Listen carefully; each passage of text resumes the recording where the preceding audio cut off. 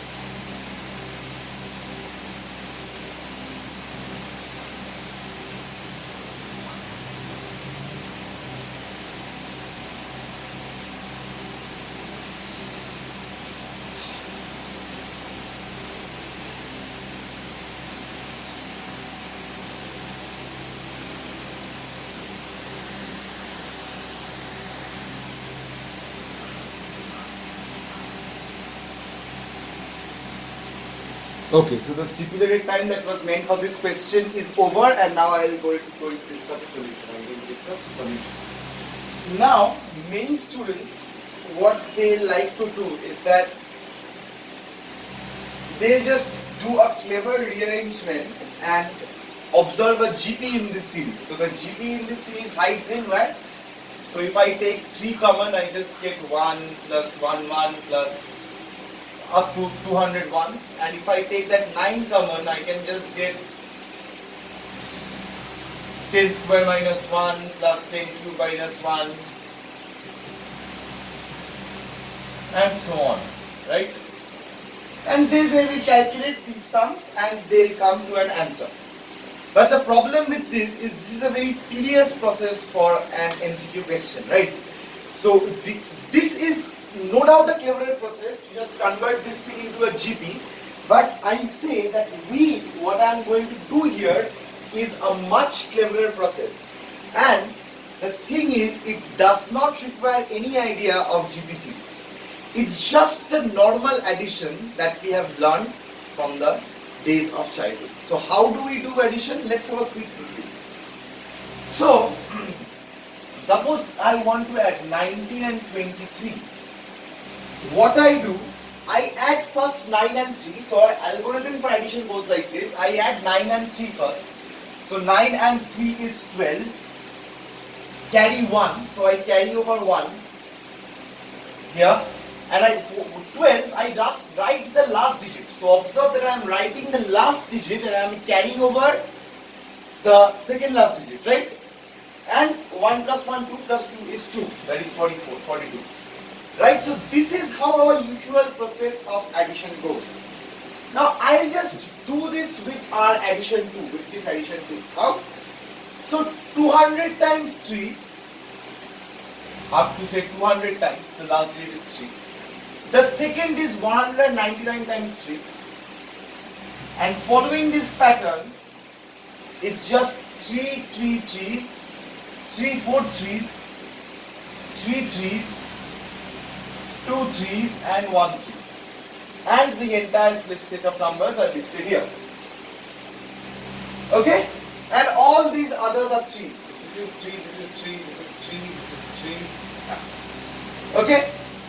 Now, how many 3s are there in the last row? So there are 1 to 200 times the 3s are added, 3 3s are added. So I want to ask that how many 3s are there in the last row? It's 200. So 200 times 3 is 600 and we will get back to our old method. So 600 is 0 and I carry 60. Right? Now how many 3s are there in the next time? It's 199 3s. So if it's 200 3s, it's just one less than 200 3s with carry 60 that I have on the top. So what do I do is 199 times 3, that is 597, plus 60, that is 657. That is 7 carry 65 here. So now I am carrying 65. Okay. Now what is the number of 3s in this row? So it's just one less than the previous, that is 198 3s. So 1998 into 3, so is 5994 plus the carry 65 that I get, that is 6059.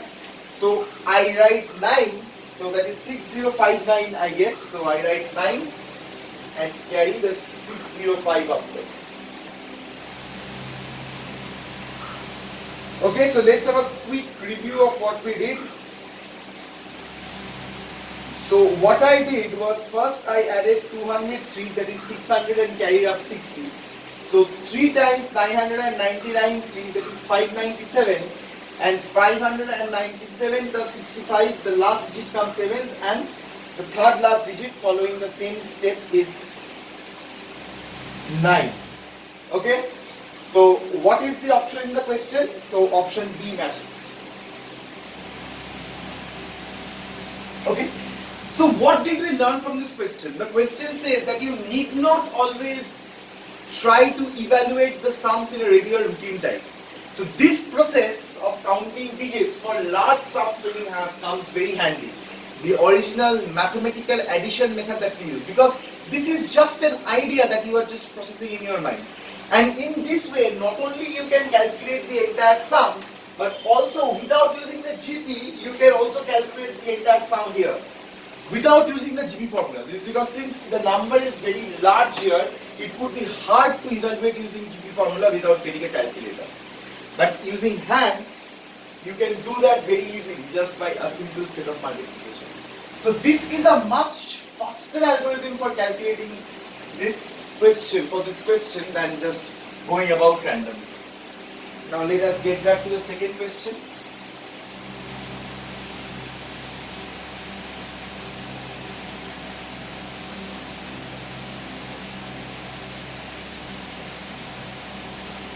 So the second question for today is,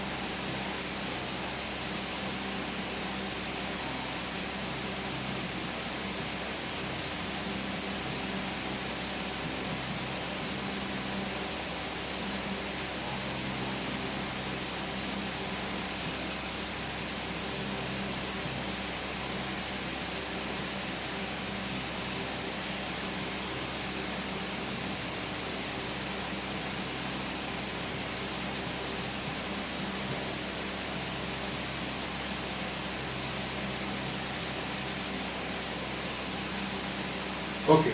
So the second question is, how many times does the digit 2 appear in the set of integer 1, 2, 3 up to 1000? So is it 590, 600, 300 or 299? So as I give you a stipulated time to just work on this question, so just before me solving it.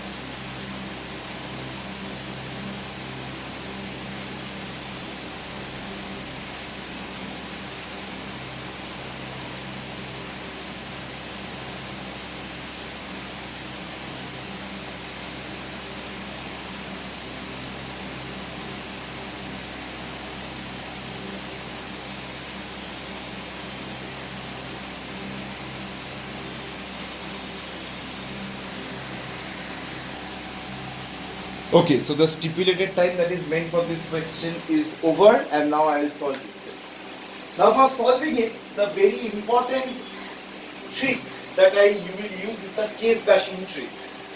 So what is the case bashing trick? So in some problem we are used to making cases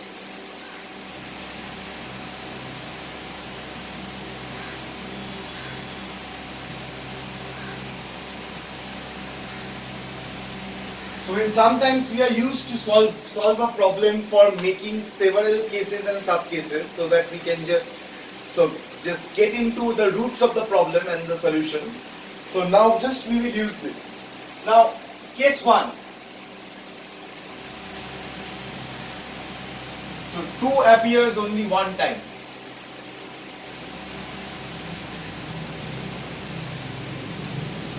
So in how many ways does 2 appear only one time? So there is only one choices, that is the choice for 2 times 9 choices, because one time means the other 2 digits cannot be 2. So 1 times 9 times 9. That is 81. Okay. Case 2. So since it is asked from 1 to 1000, we will just analyze the cases for 1 to 999 only. Right? So case 2. 2 appears twice. So the numbers in which 2 appears twice. So yeah, that will be, so 2 appears twice.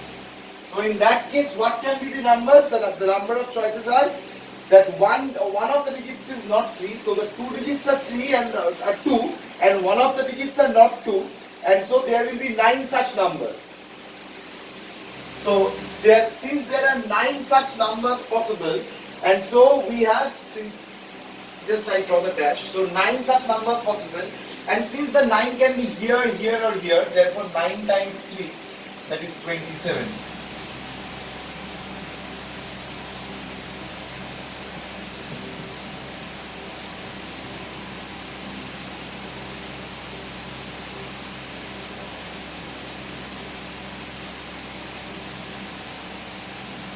Okay, so here is, so in the third case 2 appears twice.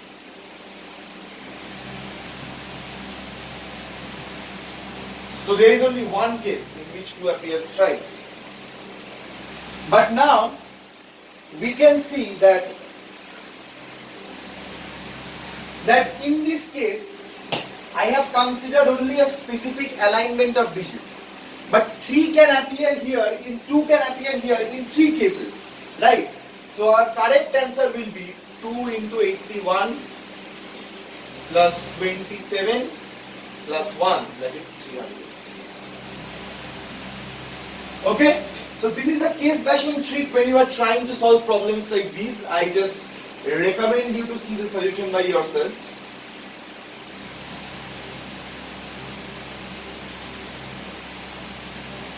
Okay, so that's all. Now in this video we have learned many good tricks. The trick that the algorithm, the shorter algorithm that uses our original old multiplication, the longer algorithm also we have learned about summing of the GB series, but we have said that this algorithm was much faster. Okay, and this trick, the case bashing trick, is very necessary for solving problems. Now for aspirants for whom this video is purposed for, must not stop at this video only. So as it said that practice mathematics with pen and paper, and so you need to sit down with a pen and paper and practice more problems like this so that you can excel in the examinations. And it is a well-known proverb that for any examination you need to be well armored for any fight. So examination is like a fight for us the students, right? So to prepare for the fight you need the correct armors. And the correct armors for MSTAT examinations are not only the practice of the past papers or other problems. You need to practice a lot of problems in a smarter way, not only any problems, but problems that goes parallel to such examinations. But you won't find them in any average books available in the market. So to bridge the gap between the books you study and the problems that you face in the examination, Shorev's classes has exquisite range of study materials for ISI MSTAT courses. You can enroll yourselves in Shorev's classes and get a copy of that material as soon as possible. It is strongly recommended for every serious aspirants whose examination is just a short time left for MSTAT to get their copy of their materials and start practicing and getting into and grasping the concept as soon as possible. So wait till the next video. We will meet again. Until that, goodbye, stay well, and best of luck for your exams. Thank you.